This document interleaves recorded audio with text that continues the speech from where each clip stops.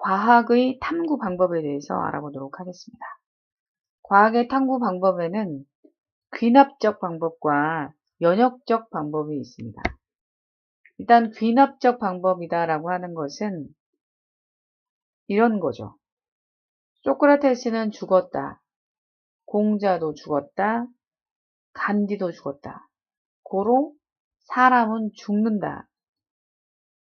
이렇게 관찰을 통해서 결론을 내는 이런 방법을 귀납적 방법이다 라고 말을 합니다.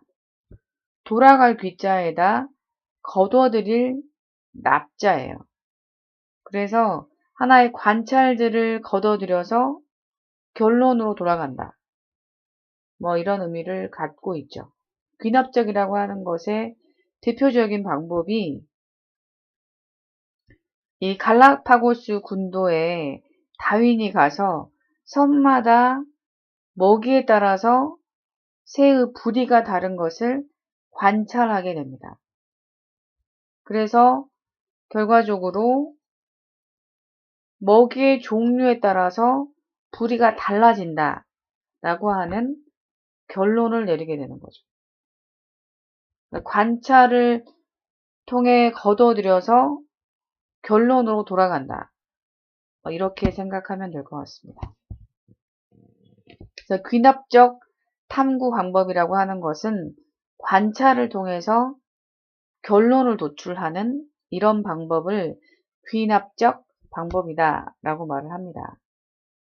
반면에 사람은 죽는다 라고 하는 결론 하에 그거에 대해서 검증을 하는 예시를 이렇게 제시하는 것을 연역적 방법이다 라고 말을 합니다. 사람은 죽는다라고 하는 잠정적 결론을 내리고 거기에 대해서 검증하는 내용을 풀어나가는 이러한 방법을 연역적이다 라고 말을 합니다. 그래서 펼연자, 풀어낼 역자 이런 의미를 갖고 있습니다. 그래서 하나의 결론을 내리고 거기에 대해서 풀어헤쳐가는 이런 과정이 연역적 방법이다 라고 볼 수가 있겠습니다. 이 연역적 방법이라고 하는 것은 간단히 예시를 통해서 보면 김태희는 눈이 예뻐서 아름다워 보일 것이다 라고 하는 결론을 먼저 내리는 거죠. 그럼 거기에 대해서 눈을 바꿔보는 검증 방법을 펼쳐보는 거죠. 그러니까 이런 식으로 바꿔보는 거죠. 이렇게 이 연역적 방법이라고 하는 것은 결론을 먼저 내리고 여기서는 가설이라는 표현을 썼는데 잠정적 결론을 가설이라고 합니다. 그걸 통해서 검증을 통해서 결론을 뽑아내는 이런 방법이다라고 볼 수가 있죠. 여기 핵심은 귀납적 방법과 연역적 방법 중에 가설을 가지고 있는 것은 연역적 방법입니다. 귀납적 방법은 가설이 없이 관찰을 통해서 결론을 내리는 방법이다라고 볼 수 있죠. 근데 우리가 여기서 공부하고 싶은 방법은 연역적 탐구 방법입니다. 그러니까 일단 먼저 잠정적 결론을 내리고 그다음 그걸 통해서 과정을 풀어헤친 다음에 정말 맞나 이렇게 결론을 끄집어내는 이런 방법이다라고 볼 수 있습니다. 이 과정에 필요한 것은 일단 관찰을 통해서 의문을 갖는 이런 단계가 반드시 필요합니다. 그래야 잠정적 결론을 먼저 내릴 수가 있기 때문이죠. 그래서 이 관찰을 통해서 의문을 갖는 이런 단계가 연역적 탐구 방법의 시작점이다라고 볼 수가 있겠습니다. 그래서 일단 이 연역적 탐구 방법의 첫 번째 단계는 관찰과 관측을 통해서 왜라고 하는 의문을 갖는 단계, 이 단계를 문제 인식 단계다 라고 말을 합니다. 그래서 이 잠정적 결론, 두 번째 단계에서 나의 생각은 이러하다 라고 하는 가설, 잠정적인 결론을 내리는 단계. 방금 예시에서 왜 이렇게 갑자기 그 썩은 고기에서 파리가 나올까? 라고 하는 것에 대해서 나의 생각, 잠정적인 결론, 그러니까 파리가 들어와서 알을 낳았을 것이다 라고 하는 가설을 먼저 세워보는 거죠. 그 다음에 자, 이게 이제 두 번째 단계, 가설 설정 단계이고, 자, 이것이 맞는지 틀린지를 실험을 설계하고 수행하는 단계가 필요하겠죠. 가설에 대해서 그것을 검증해서 풀어헤치는 단계. 일단 이 단계는 탐구 설계 및 수행 단계라는 표현을 씁니다. 실제로 실험을 해보는 거죠. 그래서 이제 정말로 파리가 알을 낳아서 생긴 것인지 아닌지를 알아보기 위해서 이렇게 실험을 해보는 거죠. 자, 그 전에 몇 가지 용어를 먼저 정리하고 이 실험을 보도록 하겠습니다. 자, 일단 이 실험은 고기를 똑같이 넣겠죠. 그리고 한쪽은 파리가 들어올 수 있게 뚜껑을 덮지 않고 다른 한쪽에는 고기 조각을 넣고 천으로 덮은 다음에 파리가 들어오지 못하게 이런 탐구 설계를 하고 수행을 하는 거죠.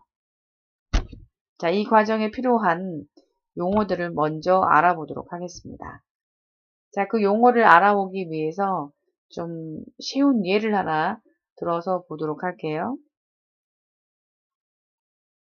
일단 가설을 머리 스타일에 따라 이미지가 달라진다 라고 하는 가설을 세웠다고 보겠습니다. 자, 그러면 사람은 그대로 두고 머리 스타일만 바꿔야 되겠죠. 이랬을 때 일단 지금 보면 두 가지의 집단이 존재하게 됩니다. 그러니까 머리 스타일을 포함한 하나의 사람이 필요한 거죠. 사람들이 필요한데 일단 이 머리 스타일을 바꾸기 전에 바꾼 다음에 상태가 있을 텐데 이 실험군과 비교하기 위해서 실험 요인을 변경하지 않은 이런 집단이나 개체, 이것을 대조군이다 라고 말을 합니다. 근데 이제 인위적으로 실험 요인, 그러니까 머리 스타일을 변경 또는 제거한 집단, 그러니까 뭔가 조작한 집단, 이 집단을 실험군이다 라고 말을 하는 거죠. 자, 되게 중요한 단어입니다. 대조군은 그야말로 대조를 위해서 변경하지 않은, 그러니까 뭐 성형수술을 했을 때 성형전이라고 볼 수 있죠. 실험군이라고 하는 것은 이 말에서 풍겨지듯이 실험이라고 하는 것은 조작의 의미를 갖고 있죠. 바꾼 집단을 실험군이다 라고 말을 합니다. 성형후라고 볼 수가 있겠죠. 그래서 다시 정리하자면 인위적으로 실험 요인을 변경한 집단은 실험군이 되고 변경하지 않은 비교하기 위한 집단은 대조군이다 라고 말을 합니다. 또한 이 실험에 관계되는 요인을 변인이다 라고 말을 하죠. 그래서 이 실험 결과에 영향을 미치는 요인 중에 독립적으로 변화되는 요인, 이것을 독립변이다 라고 말을 합니다. 자, 이게 무슨 말인가 하면, 자, 다시 예시를 통해서 보겠습니다. 머리 스타일에 따라서 이미지가 달라진다 라고 했을 때, 여기서 이 문장에서 바뀌는 요인은 뭐죠? 머리 스타일이죠. 머리 스타일이 먼저죠. 이것에 따라서 결과는 이미지라고 볼 수 있습니다. 자, 이랬을 때 이 부분, 이 결과에 영향을 주는 변화시키는 요인이 독립변인이 된다라고 볼 수 있는 거죠. 이것은 결과이기 때문에 이런 것은 종속, 머리 스타일은 내 맘대로 독립적으로 바꿀 수 있죠. 하지만 이미지는 이 머리 스타일에 따라서 결과적으로 오는 종속되어 있는 부분이라고 볼 수가 있겠죠. 그런데 이 독립변이는 다시 두 가지로 나눠집니다. 우리가 기본적으로 조작을 하는 머리 스타일, 이 부분은 조작변인이다 라고 말을 하는데 이 이면에 숨어 있는 부분이 있습니다. 자, 이미지의 결과를 보고 싶다면 머리 스타일만 바꿔야지 그 사람의 뭐 화장법이라든가 옷이라든가 이런 것들을 같이 바꿔버린다면 어떤 것 때문에 이미지가 달라 보이는지 알 수 없겠죠. 그래서 다른 것들은 머리 스타일을 제외한 나머지는 통제를 시켜야 되겠죠. 똑같이 해두고 머리 스타일만 바꿔야 되겠죠. 그래서 이 머리 스타일은 조작 변인이 되는데 그 이면에 드러나지 않지만 반드시 통제를 해야 되는 부분도 같이 있죠. 그러니까 독립변인이라고 하는 것은 이 두 가지를 같이 말하고 있습니다. 이 두 가지가 됐을 때 종속변인이 정확하게 나올 수가 있기 때문에 자, 여기서 본다면 보세요.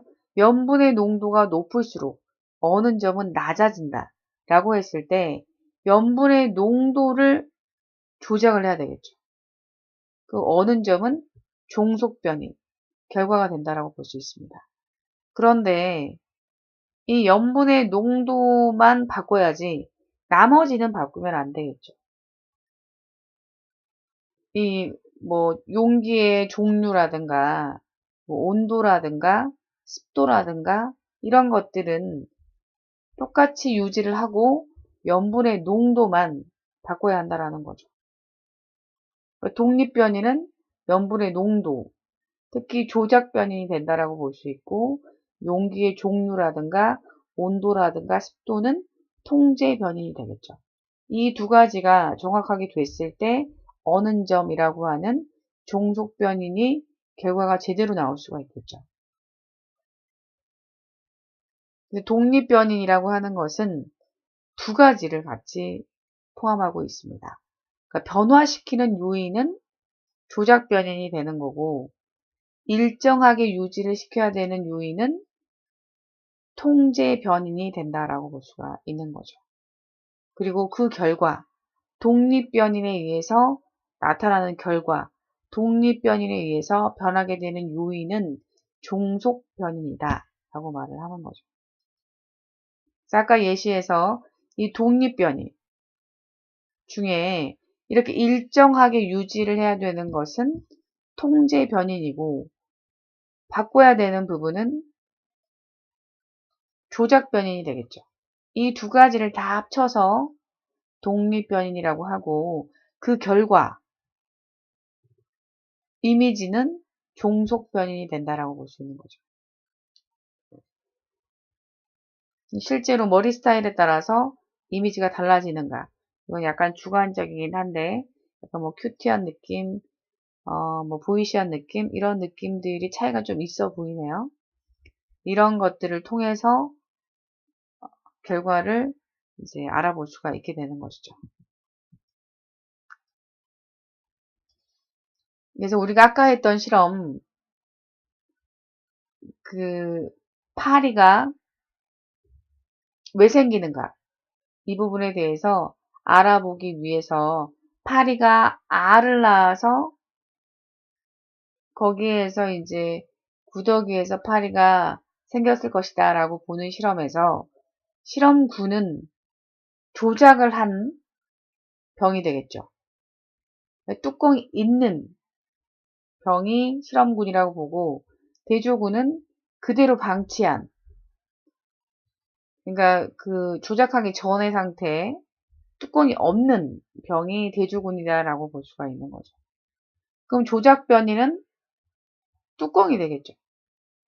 통제 변이 나머지는 똑같이 해야 되겠죠. 고기의 종류라든가 뭐 고기의 크기라든가 뭐 병의 크기라든가 온도라든가 습도라든가 이런 것은 똑같이 유지를 해야 한다라고 볼 수 있습니다. 그 결과 파리가 생기는가 생기지 않는가 이 결과를 볼 수가 있겠죠. 이 두 가지는 독립변이이 되고 이것은 종속변이이 된다라고 볼 수가 있겠습니다. 탐구 설계 및 수행을 한 다음에는 자료가 나오겠죠. 한쪽은 구더기가 생긴 상태가 되고 여기 생기지 않았다 라고 하는 자료가 나올 테죠. 이런 것이 바로 자료 해석이다라고 볼 수가 있겠습니다. 실험한 결과 나온 자료 해석이 되겠죠. 그래서 이 자료 해석의 결과, 이 가설이 맞는가 틀린가 결론을 끄집어내는 단계, 이 단계를 결론 도출이다라고 말을 하게 됩니다. 가설이 옳지 않으면 다시 가설을 세우면 되겠죠. 옳으면 일반적으로 이제 일반화시킬 수 있는 경우가 됩니다. 아까 우리가 가설을 파리가 들어가서 알을 낳았을 것이다 라고 가설을 세웠는데 실험을 해보니 맞는 말이었죠. 그래서 낳았을 것이다를 단정할 수 있게 되는 거죠. 파리가 들어가서 알을 낳았다 라고 표현을 할 수 있게 되는 것이죠. 과학의 탐구 방법은 관찰과 관측을 통해서 문제 인식을 하고 거기에 대해서 나의 생각, 가설을 설정하고 그것에 대해서 탐구 설계 및 수행을 한 다음에 자료가 나오면 자료 해석을 통해서 결론을 낸다라고 볼 수가 있겠죠. 결론이 맞으면 일반화를 시키면 되고 틀리면 다시 가설로 돌아가서 가설을 다시 세우게 되는 이런 과정이 바로 연역적 과학 탐구 방법이다 라고 볼 수가 있겠습니다. 자, 이상 마치도록 하겠습니다.